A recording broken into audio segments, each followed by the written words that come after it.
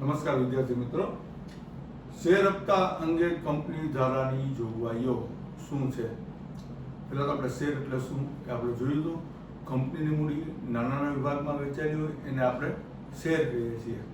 હવે શેર હપ્તા અંગેની કંપની ધારાની જોગવાઈઓ કઈ છે?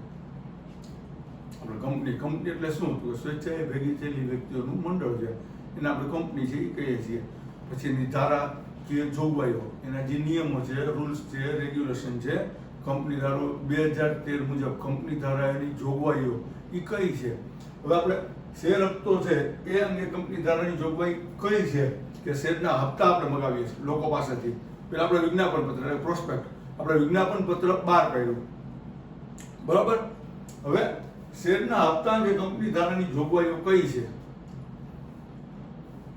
હવે એમાં પહેલું છે નિયમન પત્રમાં જોગવાઈ. નિયમન પત્ર એટલે શું? આપણે જાહેરાત આપણે કહે છે પ્રોસ્પેક્ટ, કે એમાં જોગવાઈઓ કઈ છે, એના જે નિયમો છે એ ક્યાં છે? પહેલું છે નિયમન પત્રમાં જોગવાઈ છે એ હોવી જોઈએ, બરાબર. આ જે કંપની ધારાની જોગવાઈઓ છે એમાં પહેલું નિયમન પત્રમાં જોગવાઈ છે એ હોવી જોઈએ. સેકન્ડ, સમાન ધોરણે ન્યાયી હપ્તા મંગાવવા. સમાન ધોરણે એટલે કે એક સમાન બધી વસ્તુ, જેટલા શેર હોલ્ડર હોય એ બધાનો હક છે એ સમાન છે. પછી શેર વધતા ઓછા હોય છે. આપણે કંપની છે, કંપની ચાલુ કરવા માટે મૂડી જોઈએ, એના માટે આપણે હપ્તા છે એ મંગાવીએ છીએ, એના માટેની આ જોગવાઈઓ છે. આપણે જોયું કે ભાઈ 51% વધારે હશે, 51% એ કંપનીનો માલિક હશે, 51% હિસ્સો જેનો હશે, બરાબર. તો આપણે જેટલી ખૂટતી રકમ છે એ આપણે મગાવીએ છીએ શેર હપ્તાના રૂપે, પણ એની જોગવાઈઓ છે એ કઈ કઈ છે? પહેલું નિયમન પત્રમાં જોગવાઈ હોવી જોઈએ. બીજું સમાન ધોરણે ન્યાયી હપ્તા છે એ મગાવવાના, ન્યાયી હપ્તા મગાવવાના. પછી છે સંચાલક મંડળની સભામાં ઠરાવ કરવો. સંચાલક એટલે બોર્ડ ઓફ ડાયરેક્ટર, સંચાલક મંડળની સભા છે એમાં ઠરાવ પાસ કરવો પડે છે. એમનામાં બધી વસ્તુ નથી થતી. એના માટે આ બધા જે નિયમો છે, એ જોગવાઈઓ છે, એ કાયદો છે, આ બધી વસ્તુ એમાં લાગુ પડે છે. કંપની એમને ઊભી નથી થતી. કંપની ચલાવવા માટે આ બધી વસ્તુ છે, એની ધારાકીય જોગવાઈઓ છે, નિયમો છે, એને ફોલો થવાનું હોય છે. એટલા માટે છે આપણા બધા મુદ્દાઓ છે એ વિગતવાર છે, એ આપણે સમજવા પડશે કે એના નિયમો ક્યાં છે, શું છે. તો ત્યાર પછી છે સંચાલક મંડળની સભામાં ઠરાવ છે એ કરવો, બરાબર. બોર્ડ ઓફ ડાયરેક્ટર હોય એ ઠરાવ છે એ કરે છે. પછી આ બધી વસ્તુ છે એ કરવાની હોય છે. ત્યાર પછી હપ્તાની માંગણી પત્રમાં જરૂરી વિગતો. હપ્તાની માંગણી પત્ર હોય એમાં જરૂરી વિગતો હોવી જોઈએ. બધી કઈ કઈ વસ્તુઓ છે એ હોવી જોઈએ, એનું માંગણી પત્ર છે એની જરૂરી વિગતો. ત્યાર પછી સભ્યોનો મતાધિકાર અટકાવવો. મતાધિકાર ક્યારે અટકે એનો? કે જેને હપ્તા ન ભર્યા હોય ત્યારે. સભ્યોનો મતાધિકાર છે એ અટકાવી શકાય છે. તમે શેર કમ્પ્લીટ, તમે કંપનીના માલિક થઈ જાઓ પછી તમારું કોઈ અટકાવી શકતું નથી. આ બધી વસ્તુ છે એ ધ્યાનમાં રાખવાની હોય છે. ત્યાર પછી હપ્તાની રકમ બેંકમાં શેર હપ્તાના ખાતામાં જમા કરવામાં આવે છે, બરાબર. એસ્ક્રો આપણે બેંક કીધું હતું, શેડ્યુલ બેંકમાં છે આપણે બધા રૂપિયા છે એ જમા કરાવવાના હોય છે. જો તમારે શેર હપ્તા અંગે કંપની ધારા જોગવાઈઓ છે, તમે આ બધી વસ્તુ છે પછી બેંકમાં પૈસા છે એ જમા કરાવવાના હોય છે. આપણે ઘણી વાર વસ્તુ મંગાવીએ છીએ, વસ્તુ આવે પછી પૈસા જમા કરાવવાના હોય છે.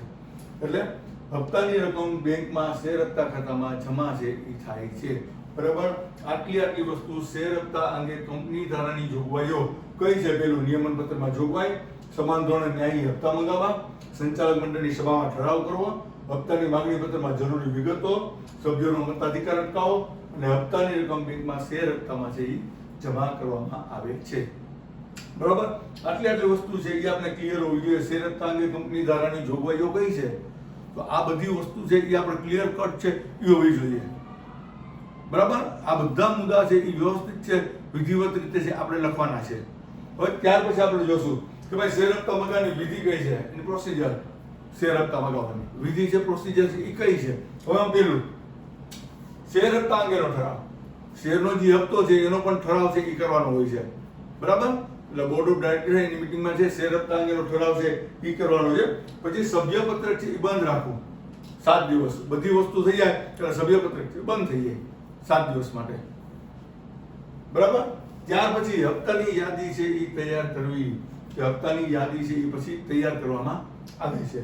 હવે એમાં નામ, સરનામા, રકમ, શેરની સંખ્યા, હપ્તા બાકી છે, કેટલા બાકી છે, કેટલા મળ્યા, કેટલા દેવાના, આ બધી વસ્તુ જે હપ્તાની યાદી તૈયાર કરો એમાં આ બધી વસ્તુ છે એનો ઉલ્લેખ છે એ કરવામાં આવશે. બરાબર. ત્યાર પછી જેમ બેંકમાં છે એ જાણ કરવામાં આવે છે. તમારા શેર છે આપણે લાગ્યો ભાઈ બેંકમાં જાણ કરે છે એટલે ઓટોમેટિક છે તમારા ખાતામાંથી એકાઉન્ટમાંથી છે ઓટોમેટિક કપાઈ જાય છે અને તમારા શેર છે એ કન્વર્ટ થઈ જાય અને તમારા ડીમેટ ખાતામાં છે એ જમા થાય છે. પછી હપ્તાની નોટિસ મોકલવી 14 દિવસ. કેટલા? 14 દિવસ પહેલા તમારે જે હપ્તો ભરવાનો હોય એના 14 દિવસ અગાઉ છે એ નોટિસ મળી જવી જોઈએ. શું કામ? કે એના જે નિયમો છે, કંપની ધારાના જે નિયમો છે એ 14 દિવસ પહેલા છે એ હપ્તાની નોટિસ મોકલવી એવો નિયમ છે. અને એ કઈ રીતે? રજિસ્ટર્ડ એડી થી ટપાલ. એડી એટલે એકનોલેજમેન્ટ ઓફ ડ્યુ, રજિસ્ટર કે રજિસ્ટર પોસ્ટ. આપણે પોસ્ટ ઓફિસ છે એમાં રજિસ્ટર એડી છે આપણે કરી શકાય છે. ભાઈ રજિસ્ટર એડી થી 14 દિવસ પહેલા આ નોટિસ છે એ મોકલવાની હોય છે. પછી શેર હપ્તાની ચૂકવણી એ પણ 14 દિવસ હોય છે કે પછી શેર હપ્તાની છે એ ચૂકવણી છે એ કરવાની હોય છે. એટલે આટલી વસ્તુ છે આપણે ધ્યાન રાખવાની. શેર હપ્તા અંગે કંપની ધારાની જોગવાઈઓ કઈ છે અને શેર હપ્તા મંગાવવાની વિધિ. બરાબર. શેર હપ્તા અંગેનો ઠરાવ, સભ્યપત્રક બંધ રાખવું કેટલા? 7 દિવસ. હપ્તાની યાદી તૈયાર કરવી, નામ, સરનામું, કેટલા હપ્તા, કેટલા બાકી છે એ બધી વસ્તુ છે, શેરની સંખ્યા, તારીખ, આ બધી વસ્તુ છે એમાં સમાવેશ છે એમાં થવો જોઈએ. બેંકમાં જાણ કરવી, હપ્તાની નોટિસ મોકલવી તો કઈ રીતે? કે 14 દિવસ પહેલા. અને શેર હપ્તાની ચૂકવણી. બરાબર. પછી હપ્તા પત્રકમાં નોંધ કરવી. હપ્તા પત્રકમાં છે એની નોંધ છે એ કરવામાં આવે છે. બરાબર. આટલી વસ્તુ છે શેર હપ્તા કંપની ધારાની જોગવાઈઓ, શેર હપ્તા મંગાવવાની વિધિ. આટલા મુદ્દા તમારે ધ્યાનમાં રાખવાના છે આમાં. બરાબર. નોંધ કરવાની નોટમાં કમ્પ્લીટ. શેર હપ્તા અંગે સેક્રેટરીની ફરજો. હવે સેક્રેટરીની ફરજો છે એ કઈ છે? સેક્રેટરીની ફરજો કઈ છે? કંપનીનો સેક્રેટરી એટલે આપણે સીએસ છે કે છે, સીએ એટલે ચાર્ટર્ડ એકાઉન્ટન્ટ, સીએસ એટલે કંપનીનો સેક્રેટરી. એ બધી કંપનીનું સંચાલન છે એ કંપનીની બધી વસ્તુથી વાકેફ હોય છે, જાણકાર હોય છે. કંપનીનો માલિક છે એ મેનેજિંગ ડિરેક્ટર છે. સેક્રેટરી છે આ બધી વસ્તુ છે એ એનું ધ્યાન રાખે છે અને એને કામગીરી છે આ બધી વસ્તુની કરવાની હોય છે. કામની વહેંચણી છે સોંપેલી હોય છે તે કંપનીનો સેક્રેટરી છે એ કરે છે. હવે એની ફરજમાં શું છે? તો આમાં શું છે? શેર હપ્તા અંગેની સેક્રેટરીની ફરજો. માની લો શિક્ષકની ફરજ શું છે? તો કે ભણાવવાની. બરાબર. કે ભાઈ એની ફરજ શું છે? તો ક્લાસમાં જાય અને ભણાવવાની એની ફરજમાં આવે. બરાબર. એ કરવું પડે. તો એવી રીતે શેર હપ્તા અંગે સેક્રેટરીની ફરજો કઈ છે? કઈ બાબતોને ધ્યાનમાં રાખવાની છે? બરાબર. હવે એમાં પહેલું છે શેર નિયમન પત્રમાં જોગવાઈ તપાસવી. બરાબર. નિયમન પત્ર છે એમાં જોગવાઈ છે એ તપાસવી. આર્ટિકલ્સમાં. બરાબર. આવેદન પત્ર, નિયમન પત્ર અને પ્રોસ્પેક્ટ, વિજ્ઞાપન પત્ર, આ ત્રણેય છે એ કંપનીના અગત્યના મૂળભૂત ચોપડોથી આવેદન પત્ર છે. પછી નિયમન પત્ર જેમાં જોગવાઈ છે કે નહીં. પછી આવે છે વિજ્ઞાપન પત્ર, આપણે જાહેરાત છે, પ્રોસ્પેક્ટ છે એ આપીએ છીએ. Memorandum, articles and prospect. હવે આ નિયમન પત્રમાં જોગવાઈ છે એ તપાસ છે એને કરવી જોઈએ. પછી શેર હપ્તાનો ઠરાવ સભામાં પસાર કરવો જોઈએ. શેર હપ્તાનો ઠરાવ છે એ પસાર છે એ સભામાં કરવો જોઈએ. બોર્ડ ઓફ ડાયરેક્ટર મીટિંગ હોય એમાં આ બધી વસ્તુ છે એ લાગુ પડે છે. હવે ત્યાર પછી છે શેર ફેરબદલી પત્ર બંધ રહેવા અંગે જાહેર નોટિસ છે એ આપવામાં આવે છે. જાહેર નોટિસ છે એ આપવાની હોય છે. ત્યાર પછી સભ્યોની યાદી તૈયાર કરીને હપ્તા મંગાવવાની નોટિસ છે એ આપવી. બરાબર. કે સભ્યોની યાદી તૈયાર કરી અને હપ્તા મંગાવવાની નોટિસ છે એ આપવામાં આવે છે. આ બધી સેક્રેટરીની ફરજો છે. આ બધી વસ્તુનું એને ધ્યાન રાખવું પડે છે. નિયમન પત્રમાં જોગવાઈ છે તો કે આ કેવી રીતે શું છે આ બધી વસ્તુ છે એને ધ્યાનમાં રાખવાની હોય છે. બરાબર. કે માની લો કે ઠરાવ પસાર ન કર્યો આ એક બાકી રહી ગયું તો ન ચાલે. શું કામ? કાયદાની વિરુદ્ધમાં છે. એની જે ફરજો આપી હોય છે એ બધી ફરજો છે એને પૂરી કરવાની હોય છે. એટલે આ બધી વસ્તુ છે, બધા મુદ્દાઓ છે એને જેનામાં જેની બાબત છે એને ધ્યાનમાં રાખવાની હોય છે. એટલે આપણે કંપનીનો સેક્રેટરી છે એ કહીએ છીએ. ત્યાર પછી બેંકમાં ખાતું ખોલાવવું. બેંકમાં એકાઉન્ટ છે તો સામાન્ય તમને ખબર છે કે ભાઈ બેંકમાં ખાતું ખોલાવવું છે. પછી ભરણા ચિઠ્ઠીને આધારે સભ્ય પત્રકમાં નોંધ કરવી. પછી જે નોંધ છે એ કરવામાં આવે છે. એટલે શેર હપ્તા અંગે સેક્રેટરીની ફરજો, કઈ કઈ છે કે ભાઈ સેક્રેટરી એટલે શું, કંપનીનો સેક્રેટરી કોને કહેવાય એ આપણે અગાઉ છે એ પણ ભણી ગયા છીએ.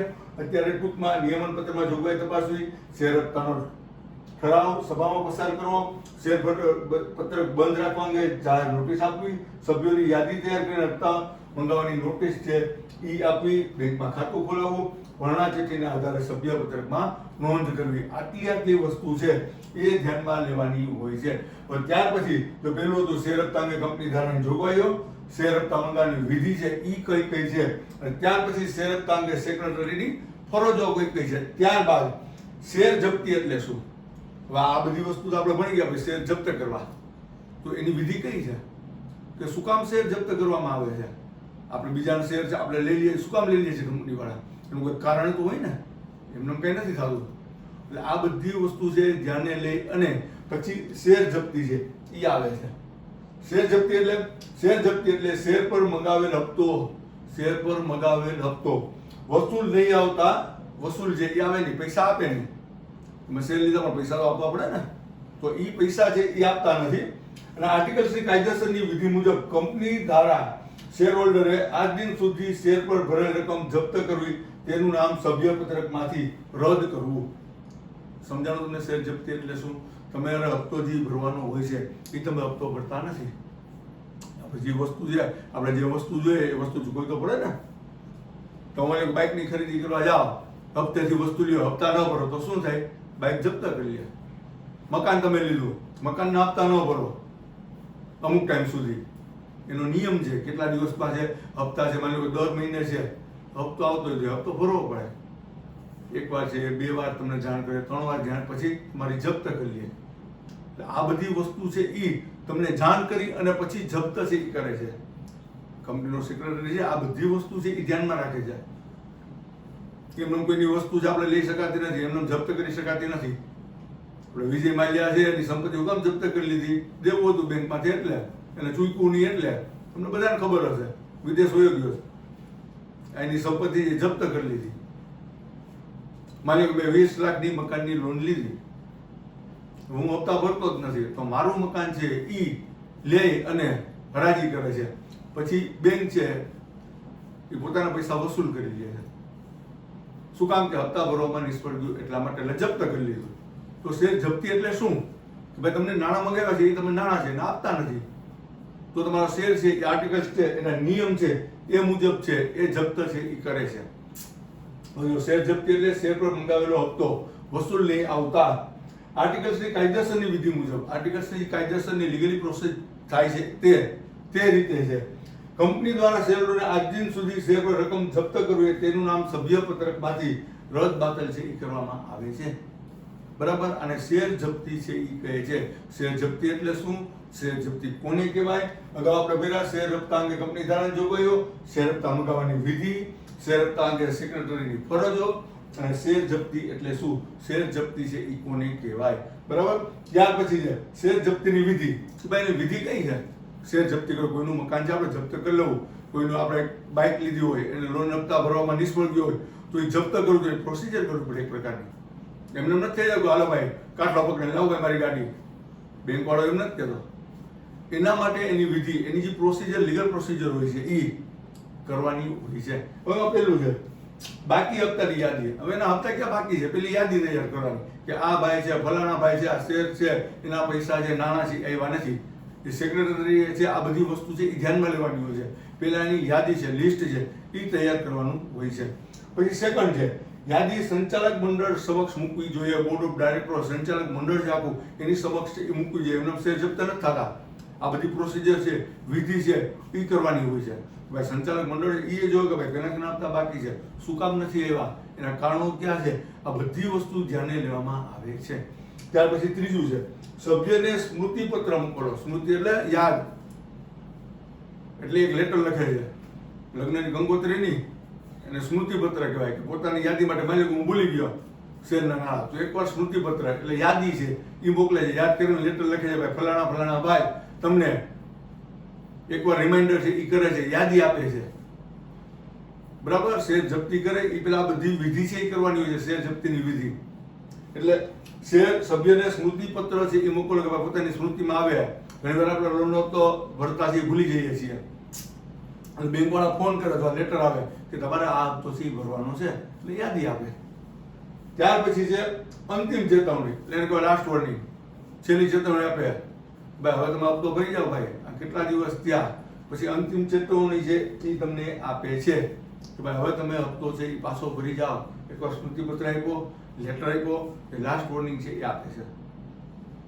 ક્લાસમાં તમને આપીએ તમે સૂચના કે ભાઈ છેલ્લી વોર્નિંગ છે, છેલ્લી ચેતવણી છે, ભાઈ ક્લાસની બહાર કાઢી મૂકીશ છે ને. લાસ્ટ વોર્નિંગ આપે, ભાઈ તમે હપ્તો છે એ ભરી દો, મહેરબાની કરીને તમે હપ્તો છે એ ભરી આવો, બાકી તમારા શેર છે અમે જપ્ત કરી લેશું. બરાબર. ત્યાર પછી છે શેર જપ્તીનો ઠરાવ, પછી રિઝોલ્યુશન. ઠરાવ, શેર જપ્ત થાય એનો ઠરાવ છે એ લેખિતમાં છે એ કરવો પડે છે. ફલાણા ભાઈ આટલા રૂપિયા એને શેર હપ્તાના ચૂકવેલ નથી, એનો ઠરાવ છે એ કરવામાં આવે છે. ત્યાર પછી શેર જપ્તીની નોટિસ, પછી નોટિસ આપે કે હવે તમારા શેર છે એ જપ્ત કરેલા, નોટિસ છે એ બહાર પાડે છે. એ શેર જપ્તીની નોટિસ છે એ તૈયાર કરે છે. ત્યાર પછી જાહેર નોટિસ છાપામાં આપી દે, છેલ્લામાં છેલ્લું જાહેર કે આ ભાઈ છે આની યાર કોઈ લેતી દેતી કરવી નહીં. શું કામ કે હપ્તા ભર્યાથી એના શેર છે એ જપ્ત કરી લેવામાં આવે છે. આપણે ઘણા છાપામાં વાંચતા હોય ને કે આ વ્યક્તિ સાથે તમારે લેવડ દેવડ કરવી નહીં. ઘણા બાપા છોકરાનું આપતા હોય છે, મારો દીકરો છે એની યાર કોઈ લેતી દેતી કરવી નહીં. શું કામ દેવાળા ફૂકે, કેટલી બધી વસ્તુ કરતા હોય, એટલા માટે છે એ છાપામાં જાહેર નોટિસના રૂપમાં આપે છે કે આ ભાઈ સાથે કોઈ પણ પ્રકારની લેવડ દેવડ છે એ કરવી નહીં. આ મિલકત છે એ ખાતમાં લેવામાં આવે છે, કોઈ પણ પ્રકારે છે તમારે કાંઈ પણ છે સીલ કરી જાય, ખબર ને સીલ કરી જાય છે ઘણી મિલકતો. એટલે આ બધી વસ્તુ છે જાહેર નોટિસ, પછી સભ્યપત્રકમાં નોંધ છે છેલ્લે કરવામાં આવે છે. આટલી બધી વસ્તુ છે. શેર જપ્તી કોને કહે, શેર જપ્તી કેવી રીતે થાય છે, એની વિધિ છે એ કઈ કઈ છે, આ બધી વસ્તુ છે આપણે બધી વસ્તુ છે એ ધ્યાનમાં રાખવાની છે. પહેલું છે શેર હપ્તા અંગે કંપની ધારાની જોગવાઈઓ, શેર હપ્તા કઈ રીતે મગાવવાની વિધિ, શેર હપ્તા અંગે સેક્રેટરીની ફરજો, અને છેલ્લે શેર જપ્તી અને એની વિધિ. કે શેર જપ્તી કઈ રીતે કરી શકાય છે, શું કામ કરવામાં આવે છે, એના કારણો ક્યાં છે, આ બધી વસ્તુ છે એ કંપની ધારાની જોગવાઈઓને ધ્યાનમાં રાખી અને બધી વસ્તુ કરવામાં આવે છે. એમને નથી થતું કંપની ધારો છે, એના જે નિયમો છે એને ઉલ્લંઘન કરીને કંપનીનો સેક્રેટરી કાંઈ કરી શકતો નથી. કે ભાઈ કોઈ પણ વસ્તુ છે એ નિયમના દાયરામાં લે અને કામ કરવાનું હોય છે. એટલે આટલા બધા જે નિયમો છે એ ધ્યાનમાં રાખી અને તમારે આ બધી વસ્તુ છે એ ધ્યાનમાં રાખવાની હોય છે. કેટલા દિવસ, 7 દિવસ, 14 દિવસ, કઈ રીતે છે, કઈ રીતે હપ્તો મગાવો, આ બધી વસ્તુ તમારે ધ્યાનમાં રાખવાની છે. નાનામાં નાની બાબત છે એ તમારે ધ્યાનમાં રાખવાની છે. તમે અત્યારે ભણતા હો એસપી એટલે તમારે સમજી લેવાનું કે હું કંપનીનો સેક્રેટરી છું, તો જ તમને આ બધી વસ્તુ છે એ આવડશે. માની લો કે હું કંપનીનો સેક્રેટરી તો મારે કઈ કઈ વસ્તુ ધ્યાનમાં રાખવાની, એટલે આ બધી વસ્તુ છે એ તમારે ધ્યાનમાં રાખવાની છે. આપણે તમે ભવિષ્યમાં જે કંપનીના સેક્રેટરી તમે થવાના જ છો, ચાર્ટર્ડ એકાઉન્ટન્ટ થાઓ, કાંઈ પણ વસ્તુ તમે થાઓ, તો તમારી જે ફરજો છે એ બધી તમારે કઈ રીતે બજાવવાની, કેવી રીતે, આ બધી વસ્તુ છે એ ધ્યાનમાં રાખવાની છે. ઓકે.